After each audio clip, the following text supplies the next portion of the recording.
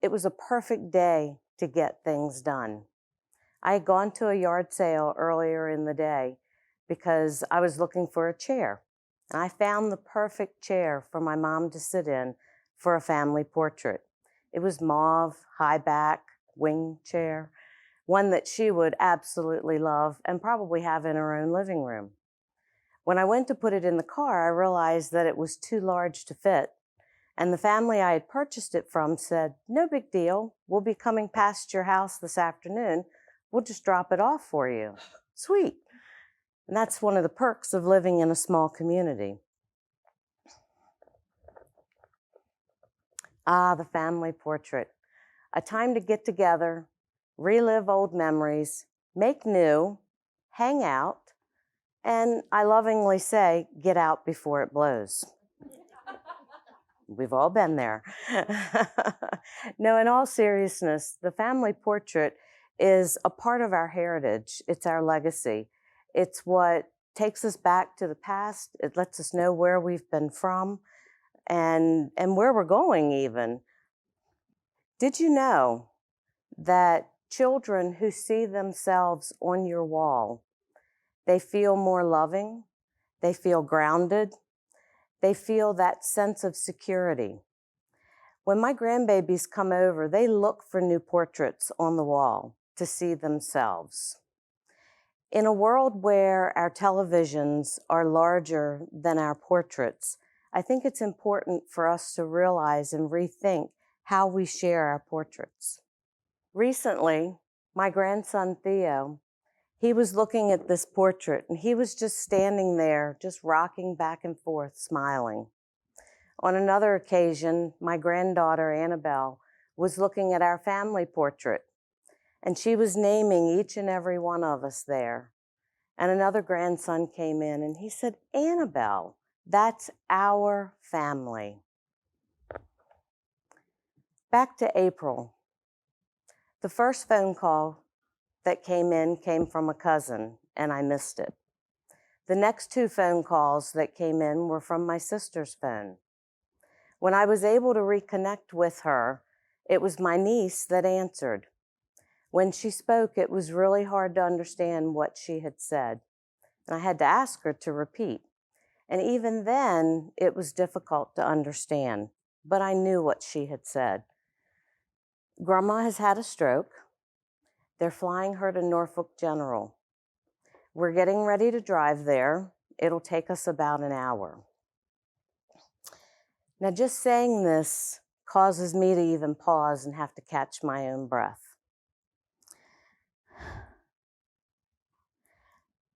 But it's important for me to share it with you. Within a half hour, my husband Tom and I had packed a small bag, and we had made our way to start the trip to Norfolk, which was about 4 hours away.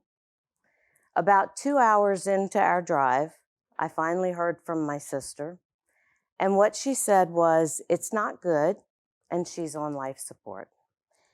Now, I tell you this because my story is not my story, it's yours. And I'm here today to share this with you because it's so important that maybe something that I say to you will cause you to get that family portrait and to take the time and do it, because time is fleeting and tomorrow is not promised. She's on life support. It echoed in my head. As we arrived at the hospital, we were in the parking garage and we made our way down from the first level or from the top level. And as we were there, the cement building hadn't caught up to the warmth of the season. It was cold, it was wet. And in the darkness there was a hidden speaker that played out Travis Tritt's "It's a Great Day to Be Alive." As I got to the bottom of the stairs, I just kind of stood there aggravated. And I just looked up and I said, "Seriously, God?" As I made my way into Mom's room through a series of onlookers, doctors, nurses, family that had already arrived, there she was, sleeping. Sleeping as I've seen her sleep my entire life, only this time she would never wake up. As time went on and other family members arrived, we knew at that point that the inevitable was about to happen. And then, as the next day arrived and the birds began to sing again, my mom quietly slipped away.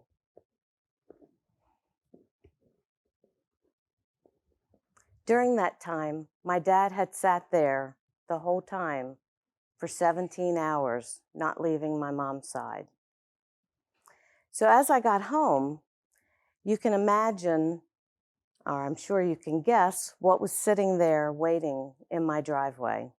The chair. The chair that sat empty, a spot that Mom would never sit in, and we would never have that family portrait. The last time that I talked to my mom was April the 12th, 2013. She had called me to remind me to take care of the bear, her dog, before she went to the beach. So one of the things that I wanted to share with you was that as I was sitting there with Mom, the memory that came up was the time that I went to the hospital after she had had open heart surgery. And I had taken an 8x10 framed family portrait there. She laughed at me. And I said, Mom, all of these doctors and nurses here don't know how big your family is. So I've brought this here for you so that they can see that if anything happens to you, they have to answer to each and every one of us. It works. She thought it was fun. In any case, the chair was sitting there. It was very surreal. April 12th was a pivotal moment in my life. From that point forward, I realized that it's not important how many wrinkles you have. It's not important about the new age spot you have on your hand or the 20 pounds that just won't go away. What's important is that you take those family portraits. It gives us great joy to be able to capture these portraits for families, to be able to give them something that I'll never have with my mom. That time is gone and you can never get it back. And yes, I have a cheat sheet here because again, it's difficult. Very transparent. So in any case, one of the things that we've added for our customers is that we give complimentary framing to all of our portrait collections. What we find in doing that is that those customers put those photos right up on the wall immediately. They begin enjoying them and experiencing them, and those children are seeing them as well. So if I cannot impress upon you anything more today, it's take the photos, be in the photos. Don't worry about the hair, the weight, or whatever it is that's holding you back. My children, when I'm no longer here, will not be worried about those moments or what I look like. They'll be worried about whether or not I'm in the photos with them, because I will be, and I'm happy to do it regardless of weight or wrinkles or otherwise. So if you have that chance to take those photos, even video, do it, because you're leaving that legacy for your children. So embrace it, photograph it, capture those moments. The only way to preserve your family for the rest of your natural life is through beautiful photographs. And after all, it's a great day to be alive. Thank you.